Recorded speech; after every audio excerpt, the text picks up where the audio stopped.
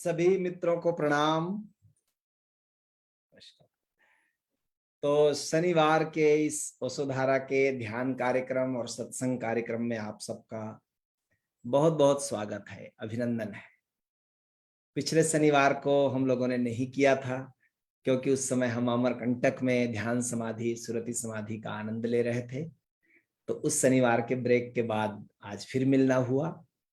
कुछ मित्रों ने कुछ प्रश्न पूछे हैं, पहले उन पर मैं बात करूंगा और उसके बाद हम लोग एक ध्यान का प्रयोग करेंगे।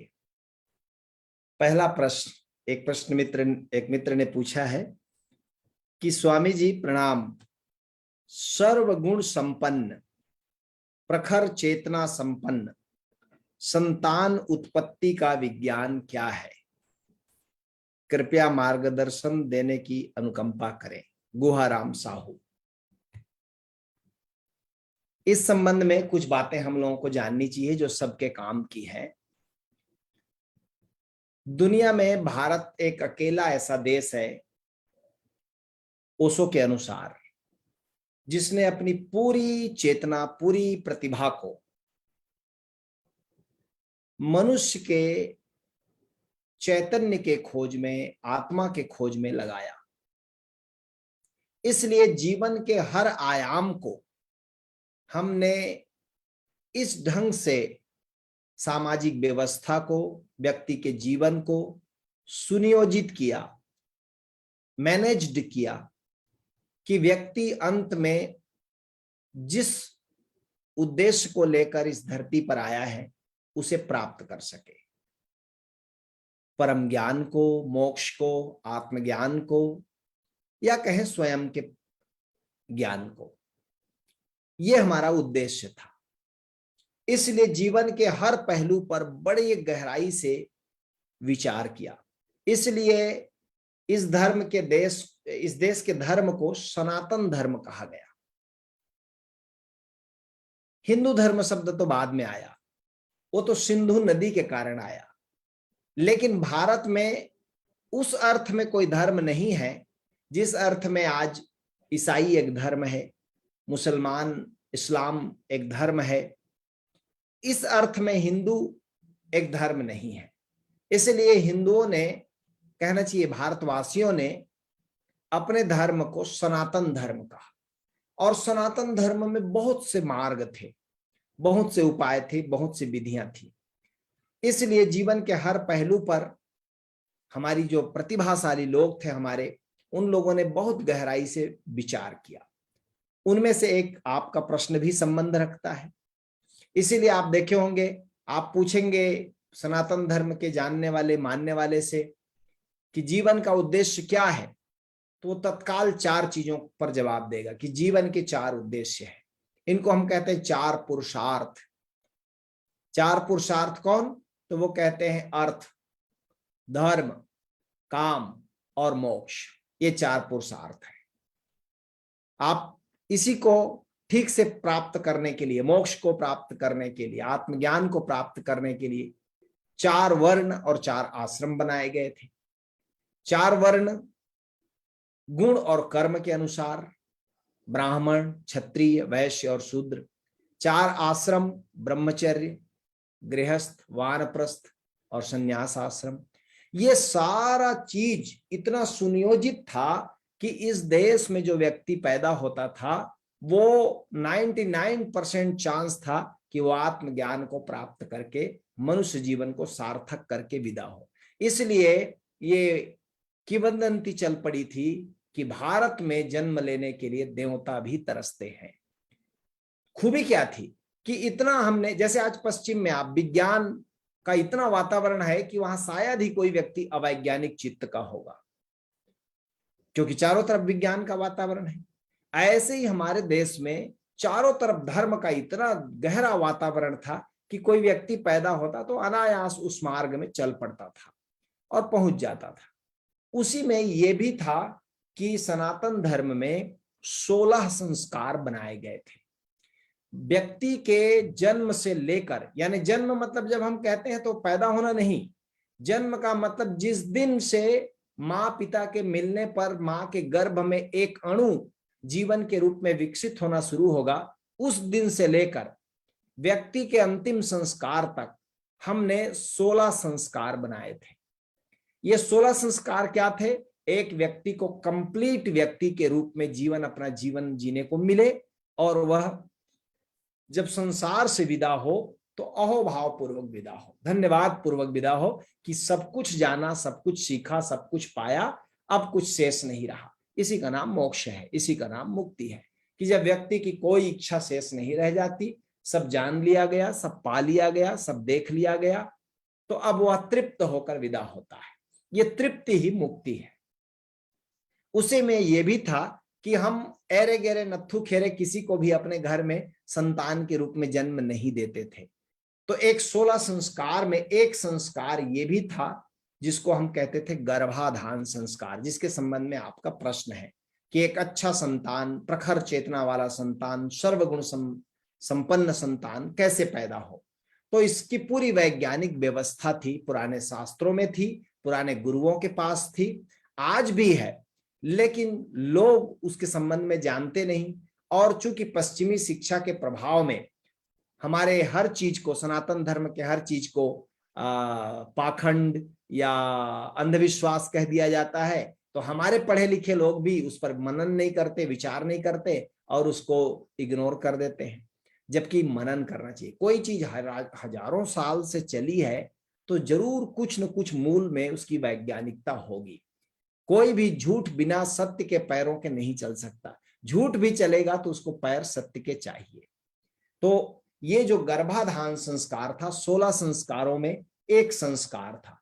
ऐसे तो पूरे 16 संस्कार थे, आप कहेंगे तो मैं नाम गिना देता हूं, जानना चाहिए सबको।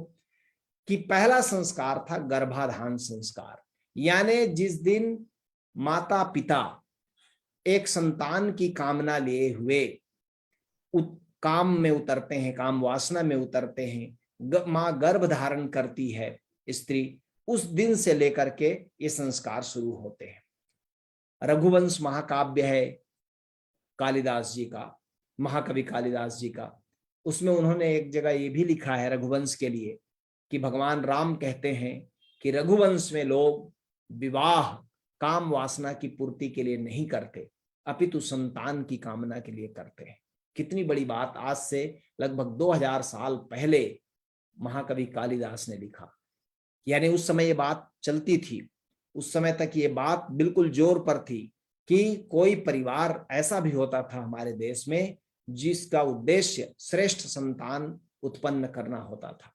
पुराने राजा लोग, इसलिए पारंपरिक राजतंत्र चलता था कि राजा का बेटा ही राजा बनेगा, क्योंकि वहां ये सब फैसिलिटी है, ये सब संस्कार को पूरा करने का, ये सब आमंत्रित संतान को लाने का।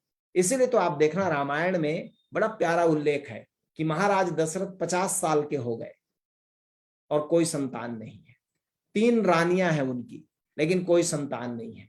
और जब उनको लगा कि मैं 50 साल का हो गया, अब संतान को जन्म देने की क्षमता धीरे धीरे शरीर में कम होती जाएगी, तो वो अपने तुरंत गुरु के पास गए, महर्षि वशिष्ठ के पास, जो उनके राजकुल के गुरु थे, और उनको कहा कि इस राज्य को उत्तराधिकारी चाहिए, आप कुछ ऐसी व्यवस्था करें जिससे श्रेष्ठ संतान जन्म ले।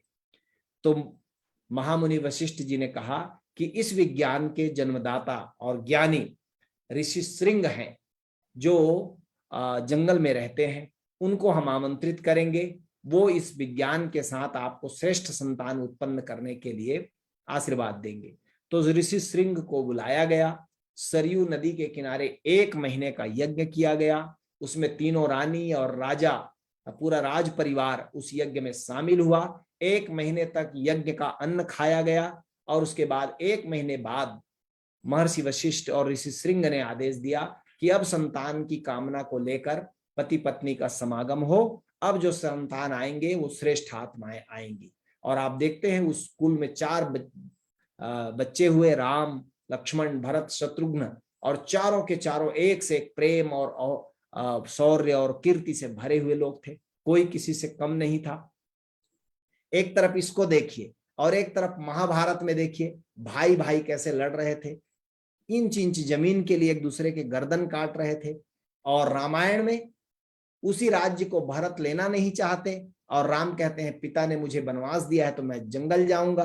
भरत कहते हैं लेकिन हमारे कुल में बड़े राजा बनते हैं, आप बनेंगे। एक दूसरे को पहले आप लीजिए कह रहे हैं, कोई राज्य को लेने को तैयार नहीं है। और दुर्योधन के युग में महाभारत आते आते ऐसा हो गया, उसी राज्य के लिए एक दूसरे की गर्दन काट रहे हैं जमीन के लिए। तो ये फर्क पड़ता है कि कौन सा संतान आपके घर में आया है, किस संतान ने आपके घर में जन्म लिया है। तो ये जो 16 संस्कार थे उसमें पहला संस्कार गर्भाधान संस्कार था। गर्भाधान का मतलब होता है कि जब स्त्री का रजो दर्शन होता है, मासिक धर्म होता है, उस दिन के बाद 4 दिन के बाद में जब रजो धर्म रुक जाता है, तब उसके बाद गर्भाधान संस्कार के लिए पूरा विज्ञान था कि पति पत्नी किस दिन मिले तो श्रेष्ठ बलयुक्त शौर्ययुक्त बुद्धिमान संतान पैदा होगा। मोस्टली शास्त्रों में जो लिखा है वो मैं अभी बता सकता हूं, लेकिन शास्त्र में लिखा है 8वें दिन यदि पति पत्नी मिलते हैं तो उस दिन जो संतान गर्भ में आता है वो श्रेष्ठ बल बुद्धि से युक्त रहता है। और उसमें बहुत सारे नियम और क्रिया विधि थे कि उसके पहले माता पिता को सात्विक अन्न खाना चाहिए, सात्विक विचार रखना चाहिए, धर्म की कथाएं सुननी चाहिए, जैसे महापुरुष संतान चाहिए उस महापुरुष का स्वप्न दर्शन करे, आदर्श देखे, चित्र देखे और उसका चिंतन मनन करे। और कैसे पति पत्नी मिलने के पहले एक यज्ञ की तरह जीवन को जिए, एक अनुष्ठान की तरह जीवन को जिए, और समागम के पूर्व प्रार्थना करें कि हे अंतरिक्ष में घूम रही दिव्य चेतनाओं, आप में से कोई जो हमको योग्य समझते हैं हमारे घर जन्म ले और हमको धन्य करें, हम आपको अपने विकास, आपके विकास में सहयोग देंगे। ऐसे पूरा उसका विज्ञान है, क्योंकि मुझे पूरा सब अभी कहना संभव नहीं होगा इसलिए, लेकिन वो एक पूरा विज्ञान था कि हम अपने गर्भ में एरे गेरे नत्थु खेरे किसी को नहीं बुला लेते थे, कोई भी लावारिस आत्मा आ गई ऐसा नहीं है। हम जानबूझकर श्रेष्ठतम दिव्य चेतनाओं को अपने गर्भ में आमंत्रित करते थे। और उतने पर ही नहीं कि आमंत्रण दे दिया बात हो गई, फिर गर्भ जन्म के पहले जब वो वास्तव में, ये ओशो ने भी एक जगह कहा है कि वास्तविक जन्म मां के गर्भ में जिस दिन कोई दिव्य चेतना ने शरीर को धारण किया उस दिन जन्म मानना चाहिए। अभी हम जो जन्म कुंडली बनाते हैं वो मां के गर्भ से बाहर निकलने पर जो समय होता है उसके आधार पर जन्म कुंडली बनाते हैं। जबकि ओशो का कहना है कि यह वास्तविक जन्म नहीं है, क्योंकि कई बार तो ऑपरेशन से जन्म हुआ है, वो तो नेचुरल हुआ नहीं। तो इसको लग्न मानना, इसको शुभ, इसको ज्योतिष के अनुसार सही समय और तिथि मानना, ये तो ठीक नहीं है। तिथि और समय तो ठीक वो है जिस दिन चेतना ने खुद गर्भ को चुना कि अब मैं इस गर्भ में रहूंगा, वो ठीक जन्म दिन होना चाहिए। इसलिए अभी तक आप जो बर्थडे मनाते हैं वो रॉन्ग बर्थडे मानना चाहिए। असली बर्थडे वो है जिस दिन आपने माँ के गर्भ को चुना। और ये कौन बता सकता है किस दिन चुना? सिवाय माँ के कोई नहीं बता सकता। माँ जानती है कि किस दिन उसके गर्भ में जो शरीर बन रहा है उसमें किस दिन कोई चेतना आई, वो हड़बड़ किया, किस दिन उसने हिलना डुलना शुरू किया। और जन्म के, मां के गर्भ के पहले, गर्भ से निकलने के पहले 4 संस्कार हो जाते थे हमारे देश में। यानी वो जो गर्भ काल है बच्चे का 9 महीने का या 6 महीने का, जितना दिन का होता है, या कहे 9 महीने का होता है, लेकिन जब चेतना आती है तो तीसरे महीने आती है, तो 6 महीना। ओशो भी इसको कहते हैं कि व्यक्ति को जन्मने में 6 महीना लगता है और मरने में भी 6 महीना लगता है। यानी जब मां के गर्भ में वो दिव्य चेतना आ गई से लेकर संसार में जब प्रकट हुई, बाहर निकला मां के गर्भ से, वो 6 महीना बड़ा इंपॉर्टेंट है। उसमें 4 संस्कार होते थे कि अंदर जो पल रहा संतान है वो कैसे पुष्ट हो, कैसे उसका शरीर ठीक से विकसित हो, कैसी उसका चेतना ठीक ठीक चीजों को ले सके, इसके लिए सारा इंतजाम होता था। 4 संस्कार उसी समय हो जाते थे। एक तो गर्भाधान संस्कार, एक पुंसवन संस्कार, एक सीमांतोन्नयन संस्कार और एक जात कर्म संस्कार। ये जो 4 संस्कार होते थे ये बच्चे के जन्म के पहले ही हो जाते थे। आप सोचिए, आने वाले बच्चे के लिए इतना ख्याल, इतनी केयरिंग, इतना उसके लिए इंतजाम करना। इसका मतलब ये जो बच्चा आ रहा है ये ना केवल ऑर्डिनरी बच्चा नहीं होगा, एक्स्ट्रा ऑर्डिनरी होगा। फिर जैसे ही बच्चा जन्मता था उसके बाद उसका नामकरण संस्कार, चौथे महीने जब उसको बाहर लाएंगे घर से तो निष्क्रमण संस्कार, फिर जब 6 महीना में उसको अन्न खिलाएंगे तो अन्नप्राशन संस्कार, फिर उसका गुरुकुल भेजने के लिए पहला केस उतारेंगे तो मुंडन संस्कार, चूड़ा कर्म जिसको बोलते हैं वो संस्कार, फिर जब स्कूल जाने के पहले घर में माता पिता ही उसको अक्षर ज्ञान कराएंगे तो उसको विद्यारंभ संस्कार बोलते थे, वह भी एक संस्कार होता था। फिर ये जो कान है ये हमारे पर्सनालिटी में, हमारे शरीर में बहुत इंपॉर्टेंट बिंदु है, बहुत सारी सूक्ष्म नाड़ियों को और सूक्ष्म शक्तियों को जागृत करने वाला है। तो पुराने जमाने में एक कर्ण छेद संस्कार होता था कि कान में बच्चे के छेद करो, चाहे वो लड़की हो चाहे लड़का हो, क्योंकि बहुत सारी दिव्य शक्तियां उसकी जागेंगी।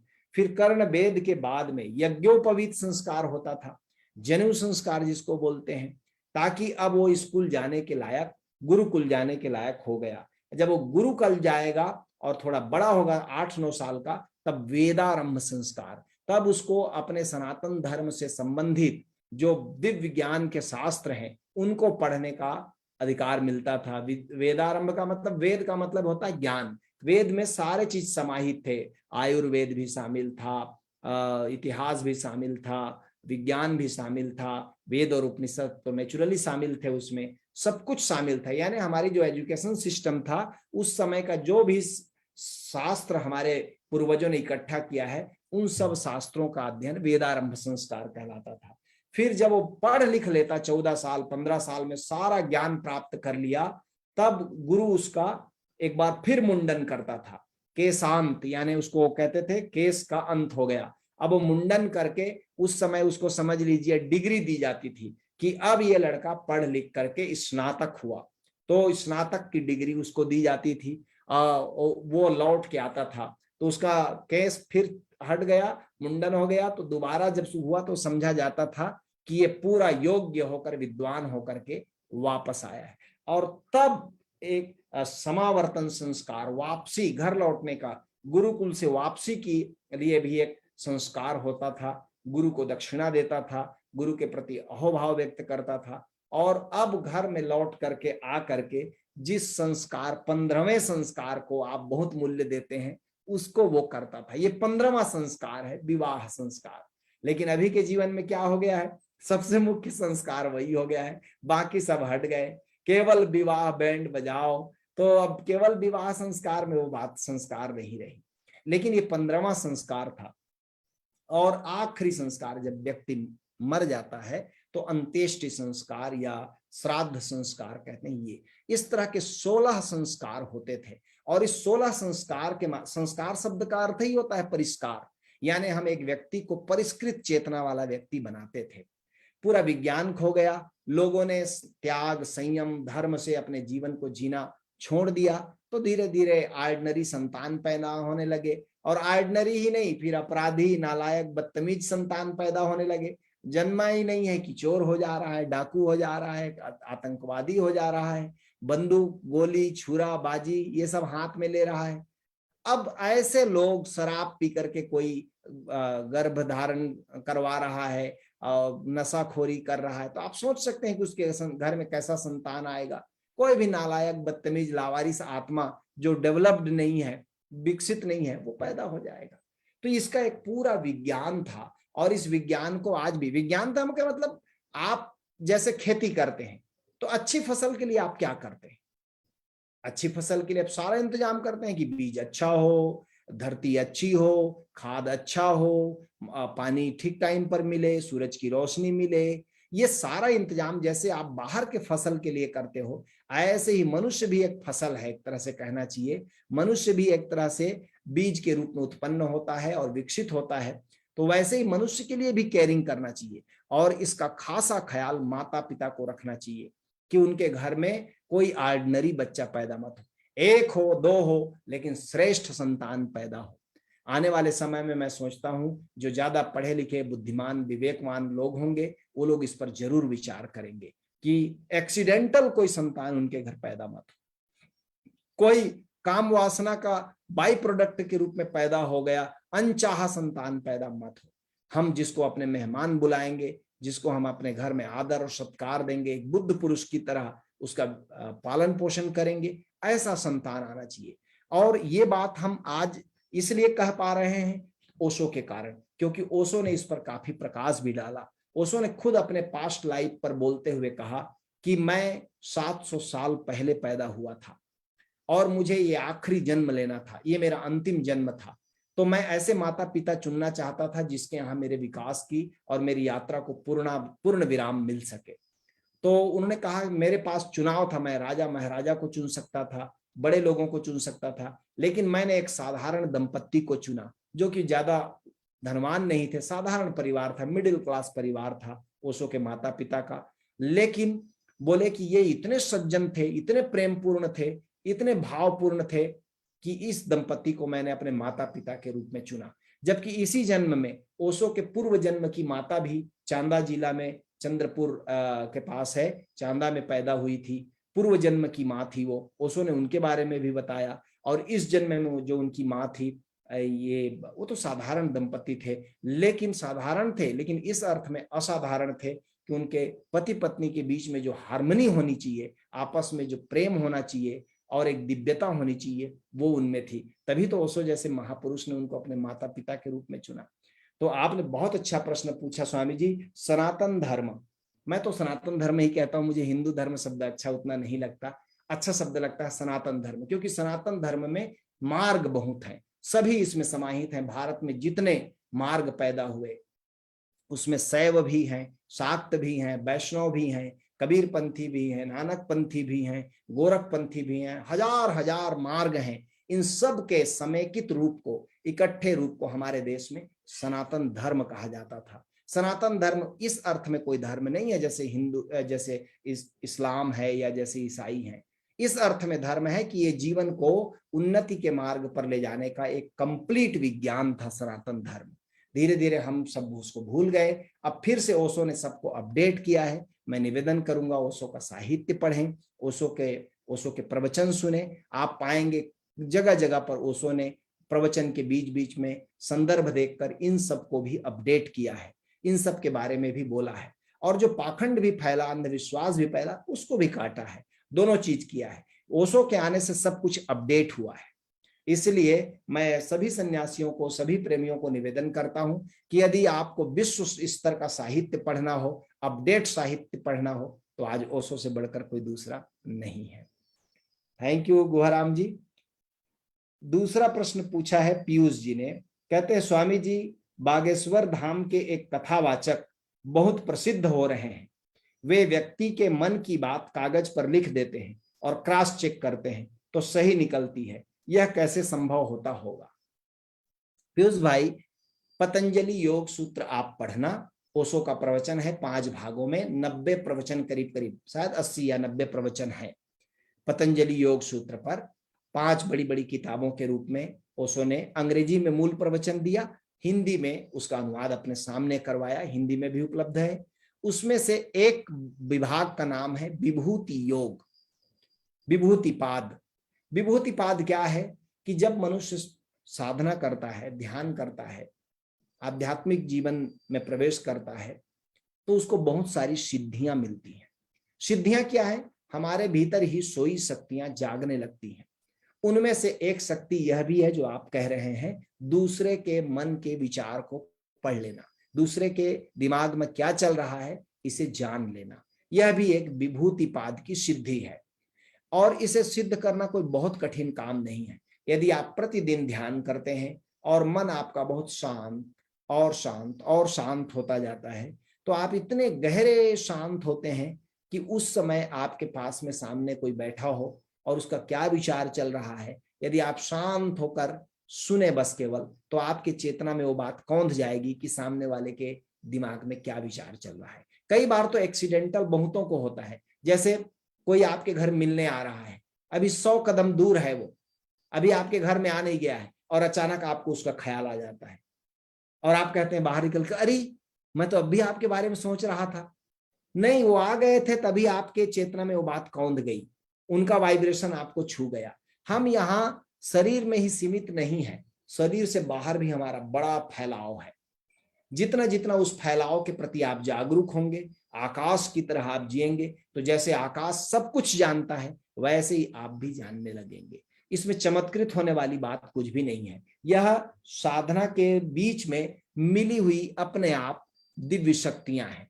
पतंजलि कहते हैं इन दिव्य शक्तियों के लिए कोई साधना मत करे। साधना तो मुक्ति के लिए करे, साधना तो मोक्ष के लिए करे, साधना तो ईश्वर प्राप्ति के लिए करे, समाधि के लिए करे। लेकिन बीच में ये सब रिद्धियां सिद्धियां मिलेंगी, बहुत सारी चीजें मिलेंगी। आप जो कहेंगे, इसको कई सिद्धियां हैं। जैसे मैं एक उदाहरण बताता हूं, वाणी सिद्धि, कि आप जो कहेंगे वो घटेगा। जैसे वाक सिद्धि, ये जो अभी मैंने कहा वाक सिद्धि बोलते हैं इसको, दूसरे के विचार पढ़ लेना, ये भी एक सिद्धि है। दूर के चीजों को देख लेना, यह भी एक सिद्धि है। दूर के चीजों को सूंघ लेना, सुन लेना, ये भी एक सिद्धियां हैं। मतलब क्या है, आपकी इंद्रियां ही इतनी पावरफुल हैं कि जैसे जैसे आपकी साधना में आपकी ऊर्जा ऊर्ध्वगमन करती है, आपकी सोई हुई शक्तियां जागती है। और वो सोई हुई शक्तियां इतनी बड़ी हो सकती हैं कि जो आप रामायण में पढ़ते हैं ना कि हनुमान जी एक छलांग लगाकर श्रीलंका पहुंच गए, फिर उन्होंने छोटा रूप धारण कर लिया, मशक समान रूप कपिधरी, है, मच्छर के समान शरीर धारण कर लिया, विराट शरीर बना लिया, पेड़ को उखाड़ के फेंक दिया। हमें आज ये बातें कपोल कल्पित लगती हैं। ये कपोल कल्पित नहीं है। व्यक्ति के भीतर की शक्तियों को कोई यदि ठीक ठीक जागृत करे तो योगी के जीवन में वो सारी चीज संभव है जो हम लोग सुनते हैं या जिनको हम बड़ी आश्चर्यचकित होकर देखते हैं। ये साधारण रूप से भी संभव है। साधारण रूप का मतलब आप थोड़ी सी साधना करें, थोड़ा ध्यान करें, मन को शांत करें, किसी सदगुरु के निर्देशन में आप आत्मोन्मुख हो, तो ये बहुत आसान है। ये विधियां कोई कठिन नहीं है। लेकिन ये सब सिद्धियों रिद्धियों से बचने की सलाह भी पतंजलि ने दी है, ओशो ने भी दी है। उसको लिखना नहीं था ऐसा लोग कहते हैं, लेकिन ओशो कहते हैं लिखना था, क्योंकि लिखने के बाद उसका विज्ञान प्रकट होता है। ये सब सिद्धियां भी मिल सकती हैं। लेकिन चूंकि कोई सिद्धियों में अटक भटक न जाए, इसलिए ज्यादातर पतंजलि के व्याख्याकार उसको ज्यादा हाईलाइट नहीं करते। लेकिन आपने जो पूछा है ये कोई बड़ा चमत्कार नहीं है। ये इसको आप भी कर सकते हैं। बस थोड़ी सी साधना, थोड़ा ध्यान, थोड़ा मन को शांत करना, जो बिखरी बिखरी ऊर्जा है उसको इकट्ठा करना और रिसेप्टिव बनना, संवेदनशील बनना, तो आप में भी ये सब होने लगेगा। कोई बड़ा कठिन नहीं है। और ये भी बात है कि ऐसी सिद्धियों को, चमत्कार को लोगों को दिखाने से मना किया गया है हमारे शास्त्रों में। क्योंकि जब आप चमत्कार को दिखाते हैं तो आप एक मदारी हो जाते हैं, फिर एक आध्यात्मिक व्यक्ति नहीं होते। जैसे आपने ओशो के प्रवचनों में बार बार पढ़ा होगा, शिरडी के साईं बाबा थे, उनको तो ओशो बहुत मानते थे। लेकिन जो सत्य साईं बाबा थे, जो अपने को शिरडी के साईं बाबा का अवतार कहते थे, और राख झड़ती थी फोटो से उनके, और स्विस घड़ियां निकालते थे, उनको ओशो ने बहुत लताड़ा और ये कहा कि ये मदारीगिरी है। और मदारीगिरी इसलिए है कि उन्होंने साधना की थी मोक्ष के लिए, लेकिन बीच में रिद्धि सिद्धि चमत्कार दिखाने के चक्कर में वो उलझ गए और वहीं पर अटक गए। जो मोक्ष बन सकता था, मुक्ति बन सकती थी, वो केवल एक चमत्कार दिखाने के लिए रह गए। तो लोकप्रियता तो बहुत मिलती है, लेकिन लोकप्रियता का ठेंगा क्या इस्तेमाल करेंगे आप? कोई मतलब का नहीं है, वो आपके अहंकार को बढ़ाएगा। इसलिए कहा जाता है कि रिद्धि सिद्धि जब आपको मिले साधना के दौरान, तो नेकी कर और दरिया में डाल। जो मिल रहा है उसको इग्नोर करो, उपेक्षा करो, क्योंकि अभी और बड़े शिखर आने को हैं, अभी और बड़े ऊंचाई मिलने को हैं। आप छोटे छोटे चीज में राजी मत हो जाना। एक बड़ी प्यारी कहानी कहा करते थे ओशो कि तिब्बत के एक दूर गांव में ल्हासा का एक बड़ा आश्रम था, और ल्हासा के बड़े आश्रम ने दूर गांव में तिब्बत के एक दूसरा आश्रम उसकी शाखा बनाया। तो उस दूसरे आश्रम जब बनकर तैयार हो गया तो वहां से चिट्ठी आई मुख्य आश्रम के गुरु को कि गुरुजी आश्रम बनकर तैयार हो गया है इस दूर गांव में, अब इसमें इस आश्रम को संभालने के लिए आप एक सन्यासी भेज दें, एक साधु भेज दें जो इस आश्रम का संचालन करे। तो कहते हैं कि 10 श्रेष्ठतम आश्रम के सन्यासियों को जो मुख्य आश्रम का गुरु था उसने भेजा। आश्रम में खलबली मच गई कि ये क्या बात हुई, मांगा था 1 और भेज रहे हैं 10।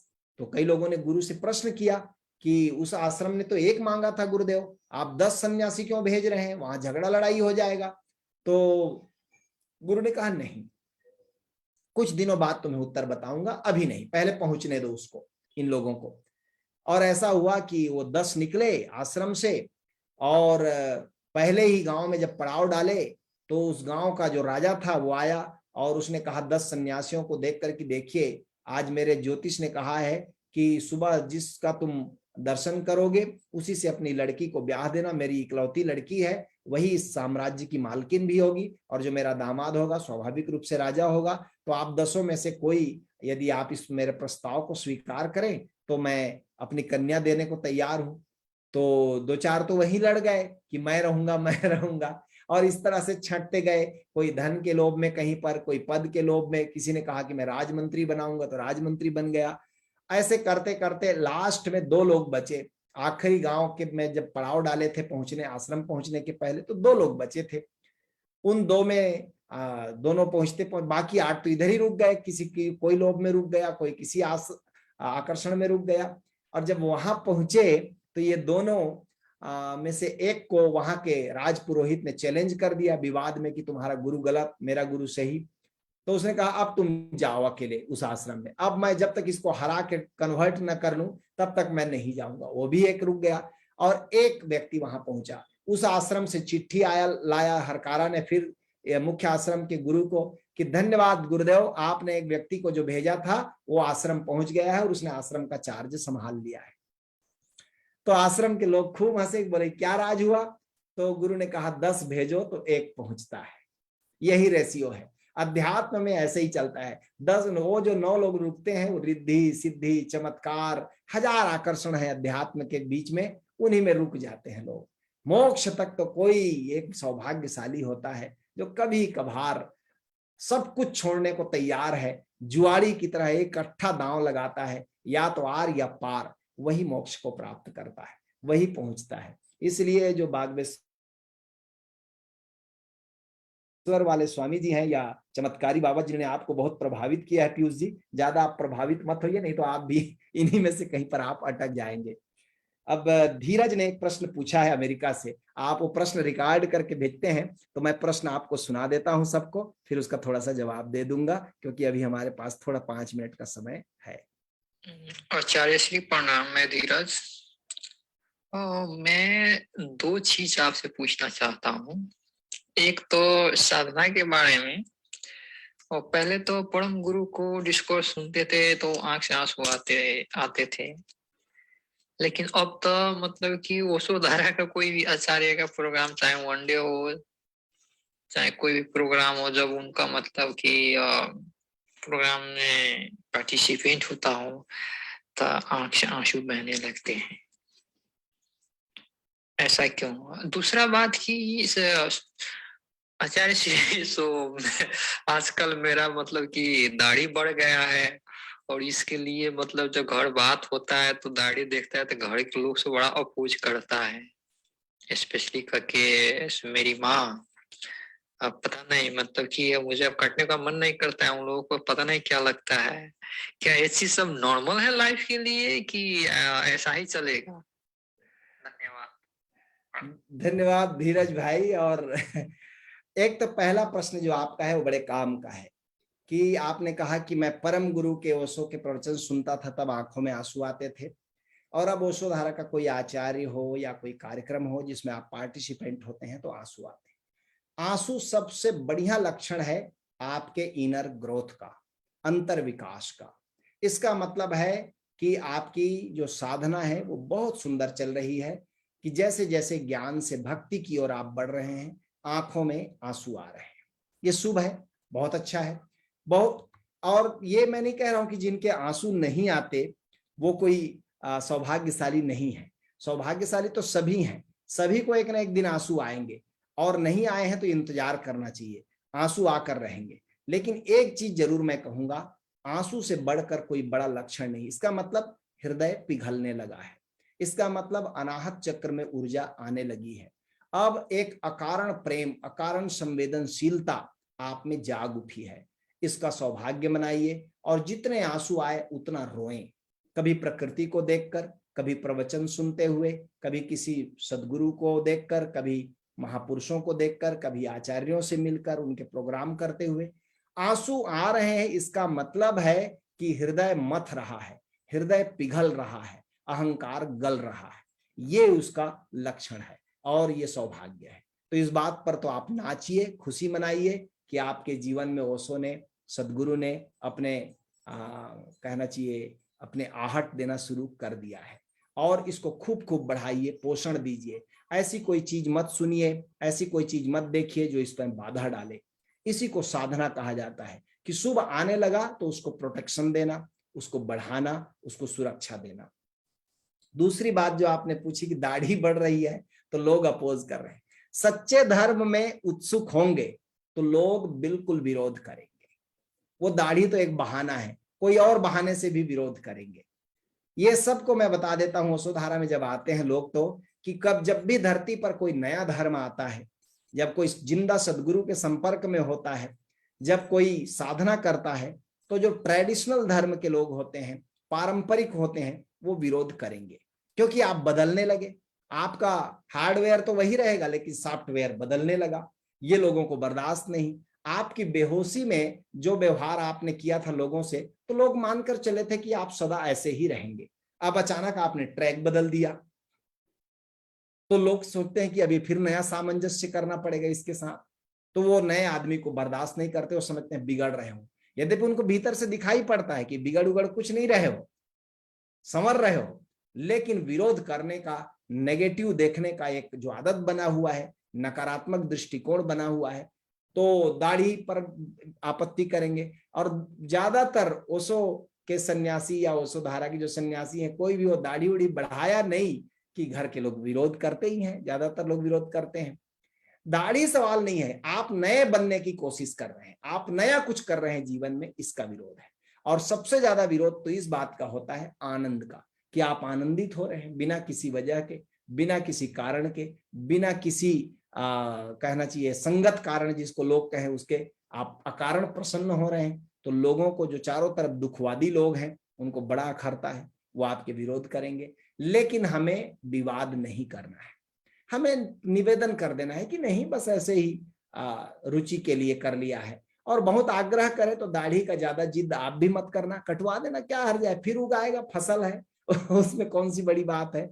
माँ की एक बात मान भी लेना, क्या हर्ज है। लेकिन वो एक बात की बात नहीं है, हर बात में विरोध होगा, लेकिन ये विरोध स्वाभाविक है। मैं तो लोगों को कहता भी हूं कि जब आप साधना शुरू करेंगे तो 3 स्टेप पार करना होगा। पहला, विरोध। जैसे ही साधना शुरू करेंगे, घर के लोग, पड़ोस के लोग, रिश्ते नातेदार, परिचित लोग विरोध करेंगे, पक्का। जैसे ही विरोध हो, समझ लेना आप राइट ट्रैक पकड़ लियो। आप रोज मंदिर जाओ, कोई आपका विरोध नहीं करेगा। आप रोज पारंपरिक धर्म का पालन करो, कोई विरोध नहीं करेगा। आप नया कुछ कर रहे हैं, ध्यान कर रहे हैं, कैसे कर लेंगे, उनके लिए फिर नया चुनौती हो गया कि वो नहीं कर रहे हैं और आप कर रहे हैं, तो आप गलत ही होंगे। स्वाभाविक है, दुनिया अपने को गलत कहाँ कहती है। तो पहला चरण होगा विरोध।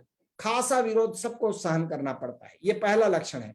कई लोग विरोध में सरेंडर हो जाते हैं या विरोध में फिर विरोध करने लगते हैं, लड़ने लगते हैं उन लोगों से। दोनों बातें गलत है। न तो उनके जैसा होना है, न उनसे विवाद करना है। उस स्टेप को पार करना है अपने मौन में, अपनी शांति में, अपने धैर्य में, प्रेम में। उनको दिखाई पड़ना चाहिए कि आप कुछ बदल रहे हैं और उनका विरोध खोखला है, ऐसा उनको दिखाई पड़ना चाहिए। वो कब होगा? जब आप विवाद नहीं करेंगे, हर विपरीत स्थिति में शांत रहेंगे, खुश रहेंगे, प्रसन्न रहेंगे, तो निश्चित उनको दिखाई पड़ेगा। इतनी आंख तो उनके पास भी है। फिर दूसरा चरण होता है इग्नोर। जब आप नहीं मानेंगे, अपना करते चले जाएंगे, अपनी साधना में जुटे रहेंगे, तो लोग आपको इग्नोर करेंगे, उपेक्षा करेंगे। पागल है, ओशो में जाके पागल हुआ है, ओशो धारा वाले इसको पागल बना दिए हैं, ऐसी लोग कहेंगे। तब आप उसको भी बर्दाश्त करना, वो भी पासिंग फेसेस है, वो भी बीत जाएगा। फिर तीसरा जो चरण है वो एप्रिसिएशन का है। तब लोग कहेंगे आप साधु हैं, अरे आप इतने बढ़िया आदमी हैं, अरे बहुत ही भले इंसान हैं, आप सज्जन हैं, आप धार्मिक हैं। ये एप्रिसिएशन तीसरे चरण में आएगा। हम लोग क्या सोचते हैं, आज ध्यान कहीं थोड़ा सा किया और एकदम से सोचते हैं कि एप्रिसिएशन आ जाए, वो नहीं होने वाला है। ठीक है, पहले विरोध झेलना पड़ेगा, फिर उपेक्षा, फिर उसके बाद स्वीकार होंगे आप। यही, और तभी तो आप पकेंगे। इतना नहीं होगा तो आप भी नहीं पकेंगे, आप भी लुंज पुंज हो जाएंगे। तो इसको ज्यादा माइंड नहीं करना है और ज्यादा किसी को दुखी भी नहीं करना है। मान लो कोई बहुत कहे तो ठीक है, दाढ़ी ही है, कौन हर्जा है, कटा लिए। फिर जब अब माँ तो सब दिन नहीं रहेगी, न पिता सब दिन रहेंगे, न घर पड़ोसी सब दिन रहेंगे, तो जब नहीं रहेंगे तो फिर अपने मन का क्रिया कौन देखता है। ठीक है, तो चलिए आज के सत्संग वाले सत्र को यहीं पर विश्राम देते हैं और ध्यान के लिए तैयार करते हैं। तो थोड़ा सा एक हम छोटा सा डांस करेंगे पहले, ताकि देर से बैठे